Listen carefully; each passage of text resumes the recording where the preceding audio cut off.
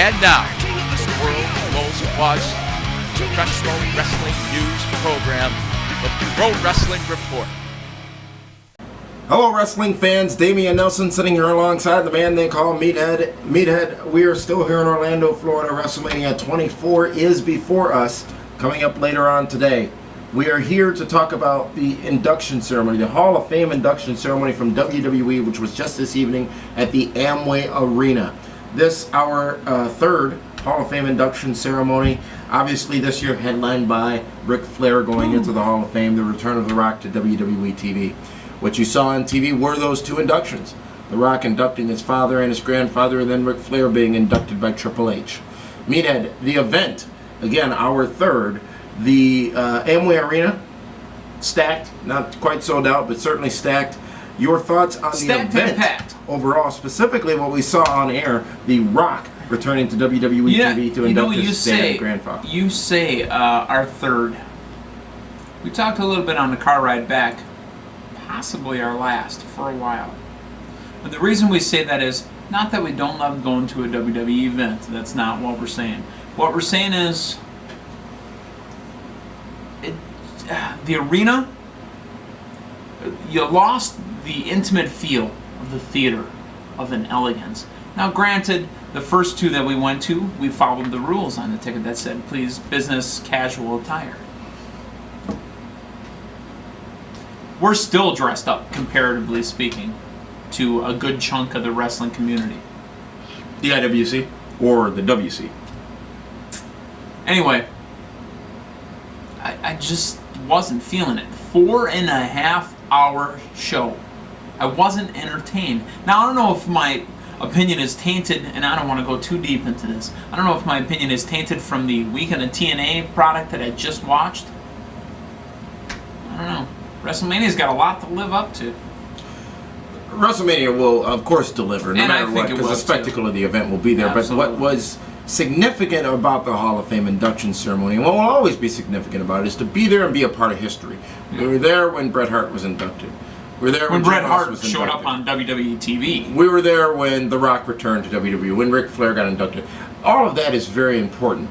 And the graduation of the show to a larger venue, to a huge arena, makes a lot of sense for the WWE from a business standpoint. And that's the problem, perhaps, with the Hall of Fame induction ceremony. Yes, it is the WWE Hall of Fame. Yes, there is the Cauliflower Alley Club out in Las Vegas, which is the lesser-known Wrestling Hall of Fame. But one that involves all. The problem is you've got WWE politicking this event. And whether you like WWE, whether you like TNA, whether you like Ring of Honor, WWE can make such a bold statement by inviting the industry to participate in this event and not just make it their own clique event. Right. Several things bother me. First off, expanding it into the larger venue, which I will say, as far as the wrestling community goes, whether it be internet or not, as far as the wrestling community goes, the fans were relatively tame. More tame than they have been in past years, because you're looking at 10,000 people who were in this venue, and you're looking at probably 100 who were vocal and outspoken when they didn't need to be, and didn't respect the talent that was receiving this, what they believe their highest honor. So with that being said, I think that it was a better situation than I expected it to be. I know it was a better situation than I expected it to be as it pertains to the wrestling fans. What was missing, though, was the intimacy, as you said, Meathead, of the event, and having a special ticket, if you will, and being at an event which was clearly special. This was another WWE television event. Correct. And this was produced as another WWE television event where they want to make more money and get more people in the audience. There was zero fan interaction. There was no appreciation of the fans. Well, you can't say zero fan interaction. Rock played with us for the first half hour. I mean, you can't say zero, but there was fan interaction. There was no personalized fan interaction, correct, which is not to be expected at a WWE event. But given the nature of most of the WWE events going on, with the breakfast, with the meet and greet opportunities that they've had at the Marco Town, and things of that stuff, things of that nature, they've created a precedent where you expect something special. So my suggestion for the Hall of Fame is you sell tickets at $1,000, $1,500, $750, whatever that price is, and you sell 1,000 of them. You're doing a more intimate venue. Make it a special event like the Slammies used to be, and then make it a special event for several of the best fans.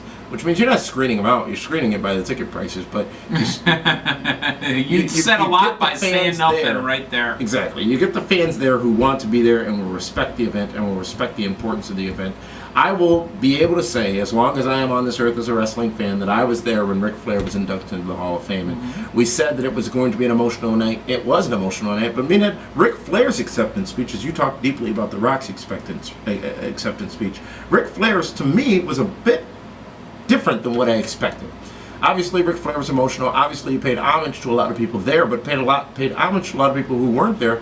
But and don't get me wrong when I say this, but the problem I've had at times with Ric Flair is he is most grateful and most appreciative of the current situation, and doesn't necessarily look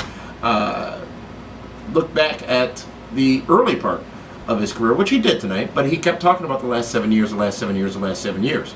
And, where was J.J. Dillon, who, potentially could have been there. JoJo doesn't work for WWE. JoJo is involved in TNA. I don't believe that's the case, but not there. Is certainly an alumni, was with the company, and it seems would have been there. And that's what makes this not as special as it could have been, is that you've got all these people who were such integral parts of Ric Flair's career who were simply not a part of this. Dusty and Steamboat and Arn were the most important ones, to be honest, and they were there. And I don't want to diminish. But and I don't know where you're going with this, so I'm just going to let you know there. But the reaction out of Arn, don't know if that, because again, we were at the event, didn't see what the television product looked like, but Arn, something was amiss. Well, I think he was purposely reserved to refrain from showing too much emotion. That's that's your take on it. It's my opinion, which I'm entitled to, so I believe that's what... Because, you've got guys like Edge, Jericho, Show... Well, Edge tried. I don't think Show tried or cared. I don't think Jericho tried or cared. You know what I mean? To show to hide their emotion. That's okay, but why wouldn't Arn, who's broken down on TV before, why wouldn't Arn break down?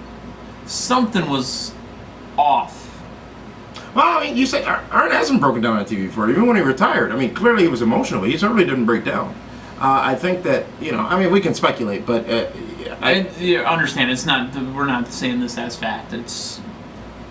He wasn't disrespectful. I think we can agree on that. He was just not as expected, emotionally attached to the situation as you would have thought. As he, in my opinion, should have been. If that's the man that he rode up and down those roads with. What did Triple H say? He nached all over the... Yeah, he nached on it again. $3,600 bar tab? Yeah. Shoot, I'd have trouble getting up to $360, even with all my friends. And there are many. No, not me, my friend. I could get up $1,000. Hall of Fame induction ceremony was tonight in Amway Arena. Overall, great thing that WWE does. They've got several opportunities, as with anything.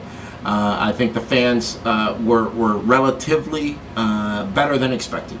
But of course, there were still those idiot asses who wanted to get themselves over and mark out for themselves and make inopportune statements and boo John Cena when it wasn't necessary to boo John Cena, boo people that were being thanked and referenced. It just made no sense. But it was a much smaller number of people than I would have expected. Maybe more irritable because they were sitting right behind me. There were a couple of idiots back there, but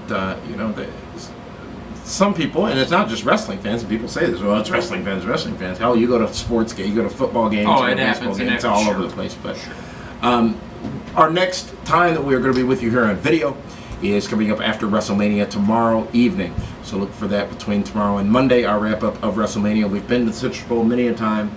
We saw some tech rehearsals going on today. I think you're going to see a spectacular show tomorrow on pay-per-view. And also, we have had a blast so far here in Orlando. Thank you to TNA for all the hospitality they have shown. And we also had the opportunity, as you have seen, to sit down with Christopher Daniels and AJ Styles, two of the top talents in TNA right now. And we will be at, as I said, WrestleMania tomorrow, and then Raw again on Monday night, and then back with a brand new show at the end of next week from our studios in Milwaukee. So, for the man they call Meathead and Frank Cosentino, this is Damian. We miss you here on the stick, Frankie boy. Here from Orlando, Florida, where our exclusive WrestleMania coverage continues here with the Pro Wrestling Report.